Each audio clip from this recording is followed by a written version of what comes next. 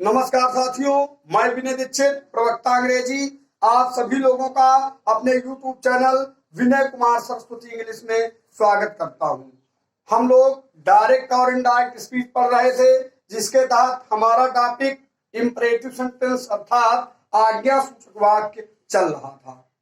पिछले वीडियो में हमने आज्ञा सूचक वाक्यों में मतलब लगभग 12 रूल्स इंक्लूड किए थे। अब रूल नंबर 13 की तरफ हम लोग ध्यान देंगे। देखें, इसको थोड़ा ध्यान देंगे जो है। देखें, यदि रिपोर्टेड स्पीच के शुरू में लेट इट, ध्यान देंगे, यदि रिपोर्टेड स्पीच के शुरू में लेट इट और आगे इवर सो आए। देखिए, इसको इंपॉर्टेंट है। अगर रिपोर्टेड स्पीच के शुरू में लेट इट और आगे इवर सो आए तो इनडायरेक्ट बनाते समय रिपोर्टिंग वर्ब को, देखिए वर्ब लिखा है यहाँ पर, तो इनडायरेक्ट बनाते समय रिपोर्टिंग वर्ब को पहले जैसा ही लिख देते हैं। क्या करते हैं? रिपोर्टिंग वर्ब को पहले जैसा ही लिख देते हैं। मतलब अगर उसमें सेड है तो हम सेड ही लिख देंगे, है ना। सेड टू है तो उसको बदलकर हम टोल्ड में कर सकते हैं। ये देते तथा कामा इन्वर्टेड कामा को हटाकर दैट लिखते हुए लेट को हटाकर, एक चीज और समझ लीजिए यहाँ पर कि आप क्या करेंगे। यहाँ पर कामा इन्वर्टेड कामा जो आया है रिपोर्टेड स्पीच में, तो उसको हटाकर हम क्या लिखेंगे? दैट। देखिए यहाँ पर दिया है, दैट लिखते हुए लेट को हटाकर इवन इफ लगाते हैं। देखिए, ये चीज को भी ध्यान दीजिए, लेट को हटाकर इवन इफ लगाते हैं और रिपोर्टेड स्पीच में आगे लिखा हुआ है, और रिपोर्टेड स्पीच में आगे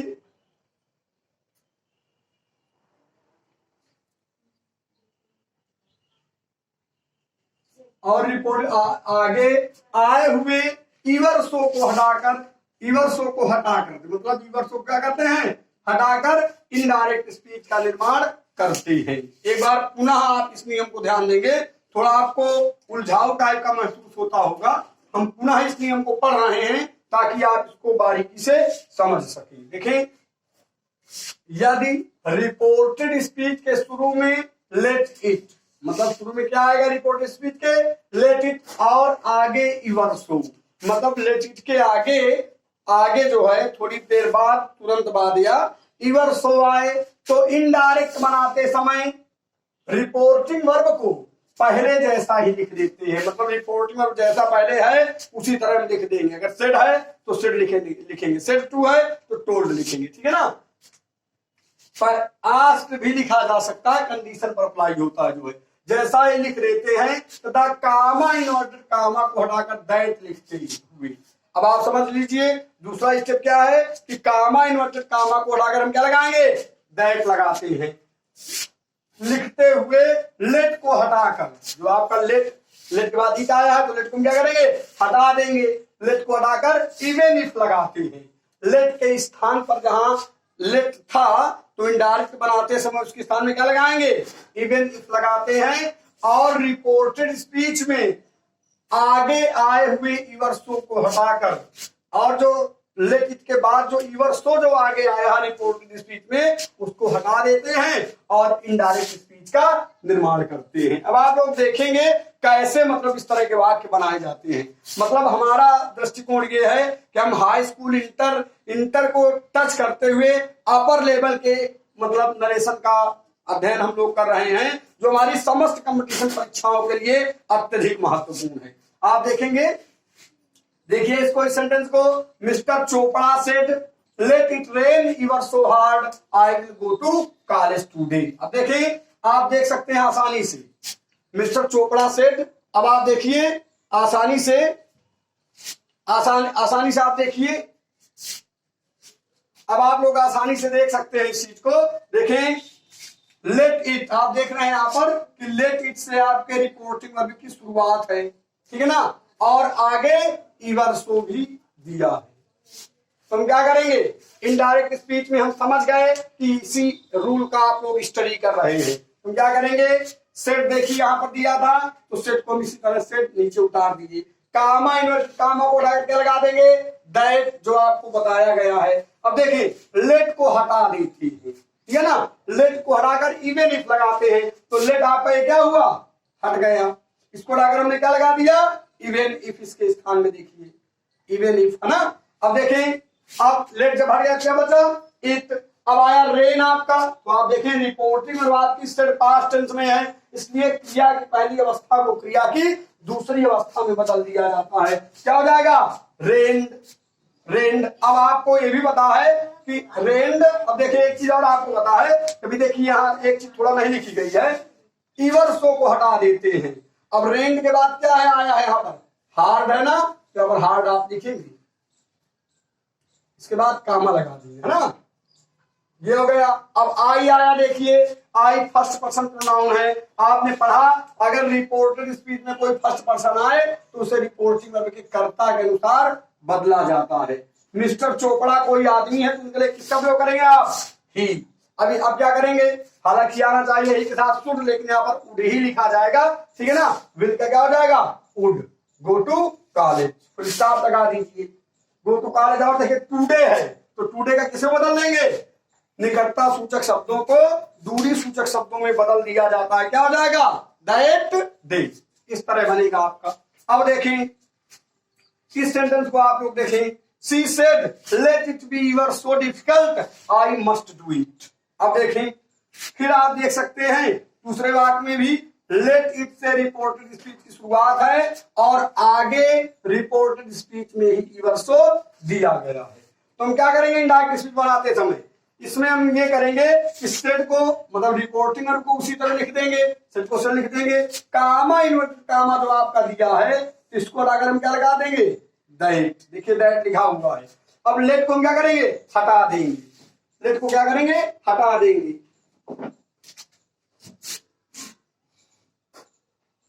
लेट को हटा देंगे और इसके स्थान में क्या लिख देंगे, इवन इफ लिख दिए। अब देखो इट आया, इट लिख दीजिए, बी आया, बी वाज भी यहाँ पर लिखा जा सकता है। ईवर्सों को हम क्या करेंगे, हटा देंगे जैसा आपको नियम में बताया गया है। इसके बाद क्या लिखेंगे, डिफिकल्ट। अब वो हो गया। अब देखिए आई फर्स्ट पर्सन प्रोनाउन है जिसे रिपोर्टिंग के कर्ता से बदला जाएगा। कर्ता में क्या है आपके, सी, कोई लड़की है ना, तो हम क्या करेंगे, सी के लिए जब आई को सी से बदला जाएगा तो क्या आ जाएगा, यहाँ पर सी आ जाएगा। देखिए मस्ट का मस्ट ही रहेगा, डू इट।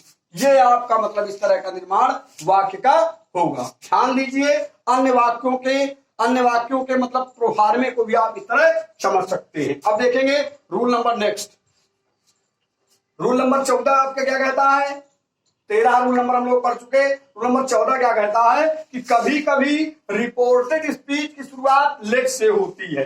ये भी आपका नियम कहता है कि कभी कभी रिपोर्टेड स्पीच शुरुआत किससे होती है, लेट से होती है। और रिपोर्टेड स्पीच से अप्रत्यक्ष रूप से आज्ञा का भाव व्यक्त होता है।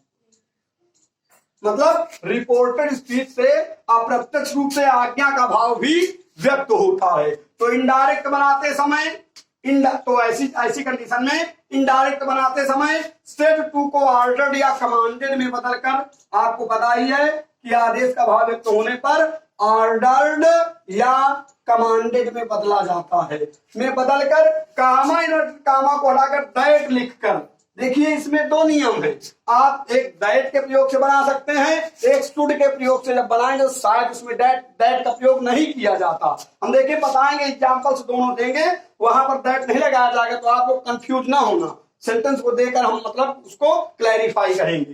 दैट लिखकर लेट को हटाकर आगे आए हुए कर्ता के बाद वाज टू या वेयर टू, जिसमें मतलब दैट आप लगाएंगे उसमें वाज टू या वेयर टू का प्रयोग करके इनडायरेक्ट बना देते हैं। तो कैसे मतलब इनडायरेक्ट स्पीच का निर्माण करते हैं, जब बात मतलब जब आपका दैट आएगा तभी was to were to tense के अनुसार उसका प्रयोग हम करेंगे। अब देखिए इसका एग्जांपल जो है इसको आप लोग नोट कर लीजिए तब तक।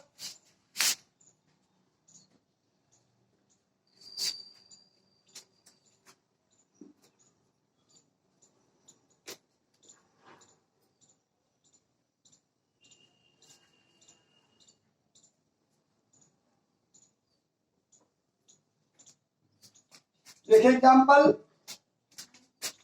ऐसे लिखिए,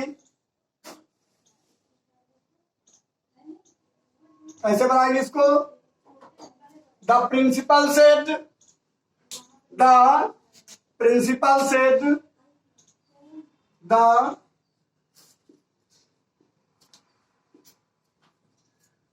प्रिंसिपल सेड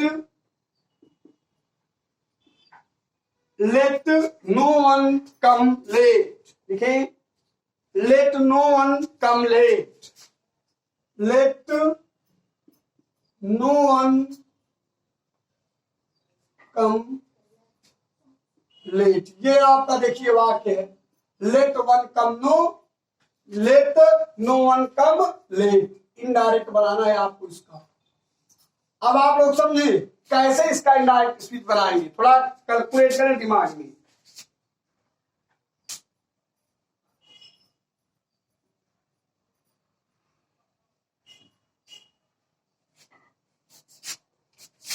अब देखें, आप समझ सकते हैं इस वाक्य को, कभी कभी ऐसे वाक्य को सेड को सेड ही रहने देते हैं। एक बात और आप समझ लीजिए,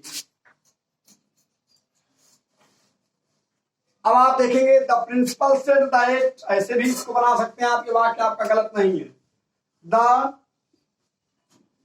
प्रिंसिपल सेड, इसको लाकर क्या लगा देंगे, दैट, इसी में मैंने कहा था दैट लगा दिया जाएगा, लेकिन याद रहे जब दैट वाले वाक्य के अनुसार इसको बनाते हैं तो हम यहाँ पर फिर आर्डर का प्रयोग नहीं करते हैं, इस चीज को आप ध्यान देंगे। अगर दैट नहीं लगाएंगे भी दूसरा नियम ऐड करके हम मतलब ओआर करके वाक्य को बनाएंगे, तब हम मतलब वहां पर दैट का प्रयोग नहीं करेंगे, तब रिपोर्टिंग वर्ब में आर्डर लगाया जाएगा, इस चीज को आप समझ लीजिए।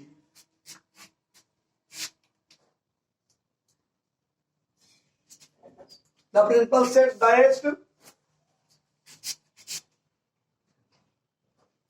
ऐसी कंडीशन में क्या करेंगे, लेट को हटा देंगे, समझ रहे हैं, लेट नहीं क्या जाएगा, दैट नो वन, अब नो वन लिखेंगे। अब देखें ये रिपोर्टिंग और पास्ट टेंस में है, इसलिए अपने आप से क्या लिखेंगे, was to, was to, no one was to लिखे।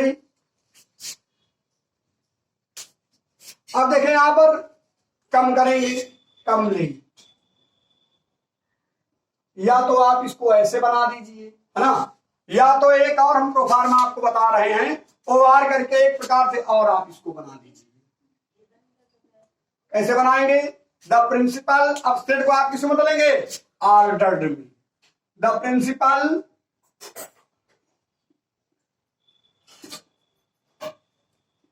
the principal ordered,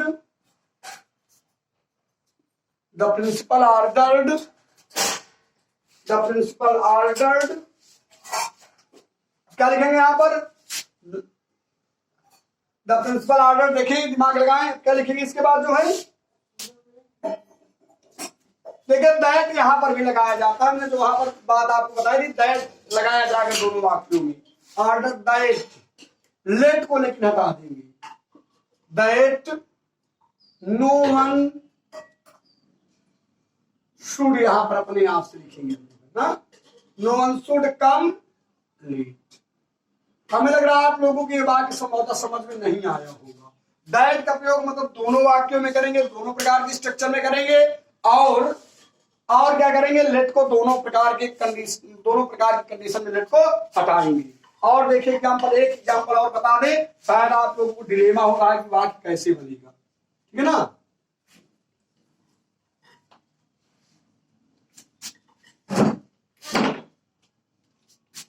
दूसरा सेंटेंस देखेंगे,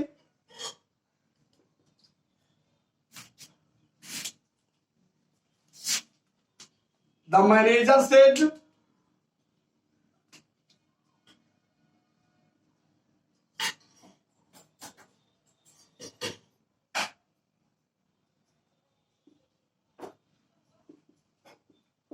let no one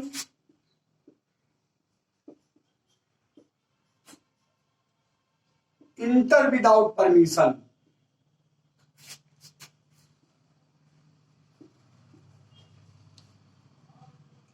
without permission.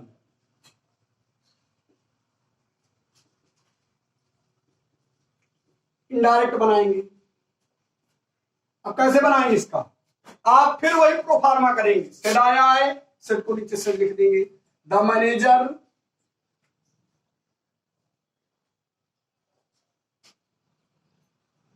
Said,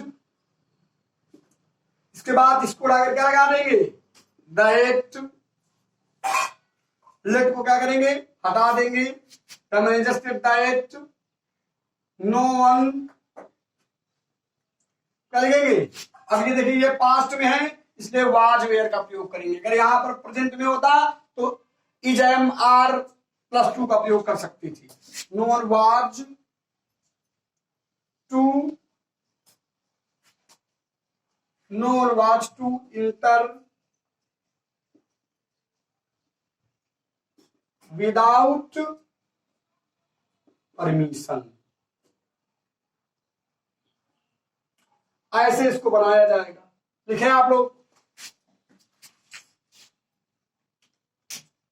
अब हम इसी वाक्य को ओआर करके दूसरे प्रकार से वाक्य को बनाएंगे। देखें, ऑर्डर्ड के प्रयोग से बनाए वो भी सेंटेंस सही, गलत उसको नहीं कहा जा सकता किसी हालत में। और ऑर्डर्ड वाला तो कुछ मायने में ज्यादा सही है, समझ रहे हैं। सही दोनों है वाक्य जो है। क्या करेंगे, द मैनेजर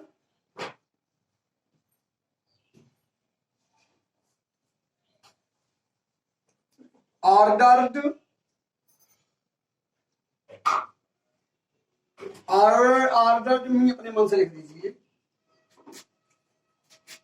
यहां भी आप लिख दीजिए अपने मन से। That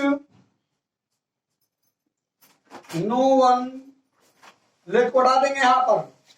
no one should inter,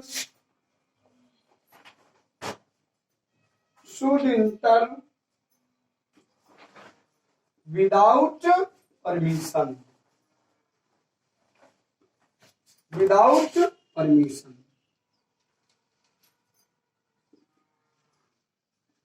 मतलब आप लोग ये समझ लीजिए दोनों स्ट्रक्चर से बनाए जाते हैं, फिर भी ऑर्डर्ड के प्रयोग से वाक्य अगर बनाया जाए यहां पर तो ज्यादा बेहतर है। ऑर्डर्ड या कमांडेड का प्रयोग भी ऑर्डर्ड के स्थान में आप कर सकते हैं, तो हमारे हिसाब से वाक्य का ज्यादा बेहतर आपका बनेगा। ठीक है ना।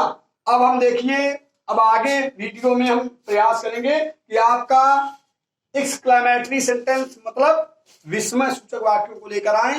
तब तक के लिए सर्वप्रथम मेरा और आप लोगों से निवेदन है कि और अधिक वीडियो देखने के लिए भी कमेंट कर सकते हैं आप जो है, और चैनल को सब्सक्राइब करें, शेयर करें, कमेंट करें, घंटी बजाएं। इसी के साथ मैं विनय दीक्षित प्रवक्ता अंग्रेजी आप सभी लोगों से विदा लेता हूं। तब तक के लिए नमस्कार।